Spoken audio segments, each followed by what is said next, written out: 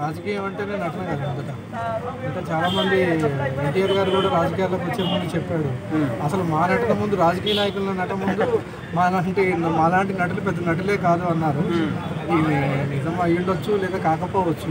కాకపోతే ఏంటంటే రాజకీయాల దిశగా ఆలోచిస్తే ఏంటంటే అంటే ఒక మనిషిగా భారతదేశ పౌరుడిగా ఒక మనిషి ఆరోగ్యం అంటే ప్రతి ఒక్కళ్ళకి కొంత ఇబ్బంది ఉంటుంది కదా, ఎవరైనా మంచిగా ఉండాలని కోరుకోవాలి. ఇంకోటి ఏంటంటే అసలు ఈ అంశం తెర మీదకి రావడం గల కారణం ఏంటంటే ఈ red book, green book, yellow book, pink బుక్లు చాలా ఎక్కువైపోయినాయి. ఈ మధ్య బుక్లు ఎక్కువైపోయినాయి. ఈ బుక్లు ఏంటంటే నిజంగా వాళ్ళ అధికారంలో వచ్చిన తర్వాత వీళ్ళు బుక్ పెట్టుకొని రాసుకోవడం, వీళ్ళు బుక్ వచ్చిన తర్వాత వాళ్ళ అధికారం వచ్చిన తర్వాత చూసుకోవడం అనేది చాలా పనికిమాలిన చర్య. ముందు అధికారంలోకి వచ్చిన తర్వాత ప్రజలకి ఏమిటి కావాలో చేయండి.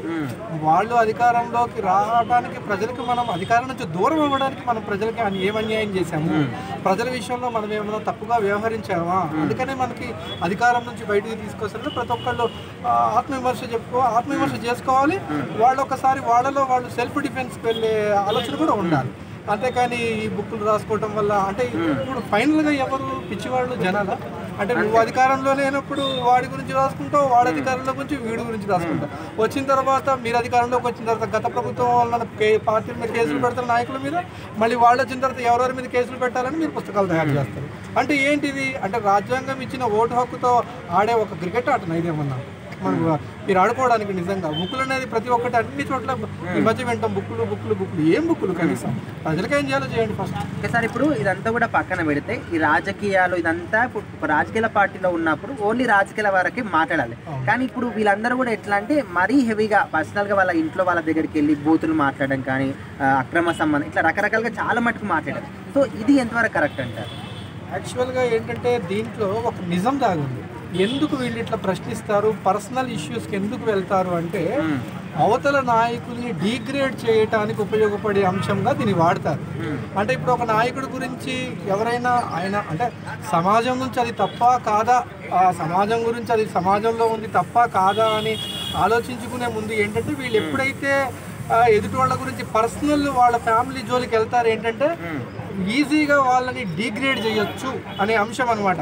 అంటే రాజకీయంగా వాళ్ళకి వీళ్ళకి మధ్య ఏమీ లేకపోవచ్చు, అంటే రాజకీయంగా సిద్ధాంతపరకంగా వాళ్ళకి వీళ్ళకి ఫైట్లో కూర్చొని వాళ్ళు రాజకీయంగా వాళ్ళ పరిపాలనకి వీళ్ళ పరిపాలనకి బేరీజు వేసుకొని తప్పొప్పులు నిర్ణయించే వాళ్ళు కాకుండా కేవలం వాళ్ళ పర్సనల్ విషయాలకు వస్తే వాళ్ళు డీగ్రేడ్ చేయొచ్చు.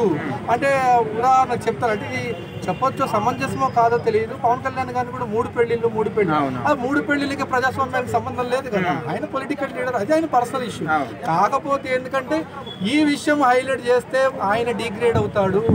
ఇంకొక నాయకుడు పలానా అక్రమ సంబంధం పెట్టుకున్నాడు, ఆయన వీడియో వైరల్ అంటే ఆయన ఎలర్ట్ అవుతాడు. అంటే ఒకళ్ళకొకళ్ళు వాళ్ళు ఆడుకునే రాజకీయ నాయకులు ఆడే ఇది ఒక నాటకం. ఇదంతా ఒక అంటే వీళ్ళు ఆడే ఒక డ్రామా. ఇది వీళ్ళు ప్రజల్ని పక్కదోబర్చడానికి, వాళ్ళు డీగ్రేడ్ చేయాల్సిన దానికి ఎక్కువగా ఇలాంటి అంటే సిద్ధాంతపరంగా ఫైట్ చేయలేని వాళ్ళు, అరే ప్రజల గురించి మాట్లాడరా అంటే వాడు మాట్లాడు వీడు మాట్లాడు. ఇవన్నీ డీగ్రేడ్ చేయాలంటే ఎట్లా, ఏ పెళ్లిళ్ళో పర్సనలో అక్రమ సంబంధాలు అక్రమ సంపాదన ఏదో ఒకటి డీగ్రేడ్ చేయడానికి వాడటం అనేది, అందులో ఈ ప్రజాస్వామ్యంలో ఉన్న ప్రజల ముందు ఇట్లాంటి మాట్లాడడం అనేది నిజంగా దౌర్భాగ్యం. ఇలాంటి రాజకీయ నాయకులు ఉన్నప్పుడు ప్రతి ఒక్కళ్ళు సిగ్గుపడాల్సిన అవసరం ఉంది. ఓకే.